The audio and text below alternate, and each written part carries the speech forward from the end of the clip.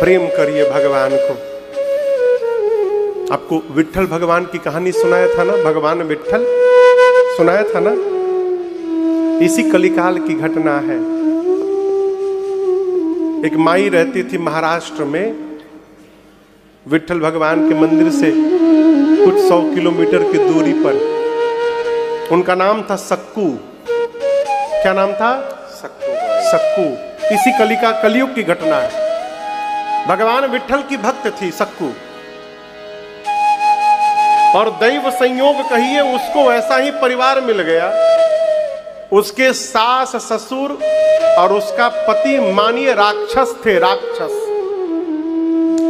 इतना मारते थे उसको, इतना मारते थे सक्कू को, लेकिन उसने कभी भी भगवान से शिकायत नहीं की कि प्रभु आपने मुझे कैसे घर में भेज दिया। कहती थी मेरे किसी जन्म का परिणाम होगा कर्म का कि ऐसा घर मिला। भगवान का नाम जपती थी, मार खाती थी, सब काम करती थी। तो भगवान विट्ठल की साल में एक बार यात्रा निकलती है। महात्मा लोग पैदल जाते सैकड़ों किलोमीटर उनका दर्शन करने के लिए। एक बार सक्कू जल का मटका लेके नदी में गई पानी भरने, तब तक महात्मा विट्ठल विट्ठल गाते जा रहे थे। अब सक्कू बाई सोची कि ऐसा अवसर अब जीवन में मिलेगा नहीं। ये लोग ठाकुर जी के पास जा रहे हैं, क्या पता कल जीवित रहूं कि ना रहूं, इतना मारा जा रहा है, क्यों ना इनके साथ चल पड़ूं, मैं भी प्रभु का दर्शन कर लूंगी। अब वो पानी का कलसा छोड़ करके अब महात्माओं के साथ वो भी नाचते हुए विट्ठल विट्ठल कहते जाने लगी। तब तक हर गांव में ना 2-3 खुराफाती लोग होते हैं, उनका काम है आग लगाना हर घर में। उसे 2 लोगों ने देख लिया सक्कू को जाते हुए, जाके उसकी सास ससुर से बोला कि तुम्हारी बहू तो गई, साधु हो गई विट्ठल भगवान के दर्शन के लिए पंढरपुर गई। अब तो सास ससुर दौड़े, उसका पति दौड़ा, पकड़ के उसको लाए। इतना मारे उसको, इतना मारे, उसका पति मार मार के उसका पांव तोड़ दिया। और इस पर भी मन नहीं भरा तो एक कमरे में ले जाकर खंभे से बांध दिया और गेट बंद कर दिया, कहा यही मर तू। पहली बार सक्कू ने कन्हैया से कहा, प्रभु क्या मैंने इतने पाप किए हैं कि आज आपके दर्शन से भी मैं वंचित रह गई प्रभु?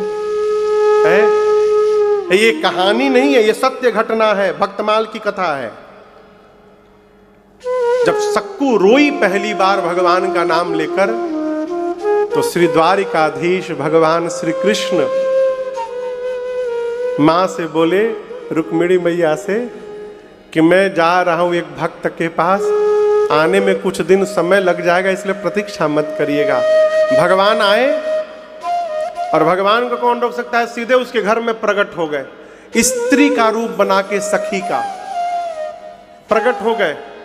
बोले सक्कू, और वो तो बेहोश थी, आंख खोली, पूछी तुम कौन हो? तो बोले मैं तेरी सखी हूं।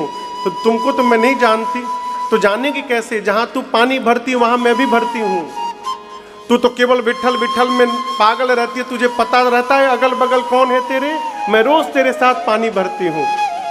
बोले तुम कैसे आ गई? बोले मैं छुपके से आ गई हूं। दर्शन करना चाहती है? बोली हाँ। तो बोले काम करती हूं, मैं तुझे महात्माओं के पास पहुंचा देती हूं, तू दर्शन करके आ जाना, और तब तक तेरे जगह मैं यहां खड़ी रहूंगी, भीतर से आवाज लगाती रहूंगी।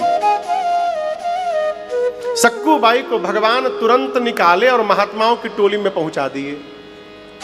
और इतना ही नहीं, सक्कू बाई का रूप बना के आज भगवान कृष्ण उस खंबे से बंध गए। स्वयं देखिए भक्त के लिए भगवान क्या करते हैं, बंध गए। सक्कू बाई तो उधर पागलों की भांति नाचते जा रही है, विट्ठल विट्ठल। इधर 1-2 दिन बाद उसके पति को थोड़ी दया आई। गेट खोला तो सामने बधे तो भगवान थे, वो समझा कि मेरी पत्नी है। आकर बोला कि और जाएगी दर्शन करने विट्ठल का? भगवान बोले कि नहीं, मैं नहीं जाऊंगी, मेरी बात मानेगी? सब बात मानूंगी। तो वो बंधन था खोला अब बोला जा मेरे लिए कुछ बना के ला।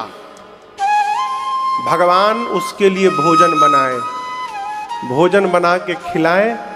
और जब भगवान के हाथ का बना हुआ वो भोजन पाया तो उसकी तो मति घूम गई। बोला अरे इतना स्वादिष्ट तो मैंने जीवन में कोई भोजन नहीं खाया, कैसे बनाई तू? लगता है मार खाने के बाद स्वादिष्ट भोजन बनाती है तू। अपने माता पिता को बुला के खिलाया। अब भगवान सक्कू का रूप धारण करके उसके सास ससुर उसके पति की सेवा करने लगे। सास ससुर सास की पांव दबाते थे, उसके पति का पांव भगवान दबाते थे, भोजन बनाते थे, सब काम करते थे घर का। इधर सक्कू पहुंची पंढरपुर विठल भगवान के आगे, दर्शन मिला, लगी नाचने, नाचते नाचते बोली प्रभु अब दोबारा मुझे उस घर में नहीं जाना है, मुझे अपने चरणों में विलीन करिए नाथ, मेरा प्राण निकल जाए। और उसकी अर्जी स्वीकार हो गई, नाचते नाचते मर गई वहीं पर। अब नियम है कि तीर्थ में किसी का प्राण यदि छूटेगा तो उसका अंतिम संस्कार तीर्थ में ही होता है। अब उसका घर का तो कोई है नहीं, उसका संस्कार कौन करे? तो उसके गांव के बगल के गांव के 4-5 लोग आए थे दर्शन के लिए। वो पहचान गए, अरे तो अमुक की बहू सक्कू है, मर गई, अब इसका क्या होगा? तो उन 5 लोगों ने मिलकर पंढरपुर में उसका दाह संस्कार कर दिया।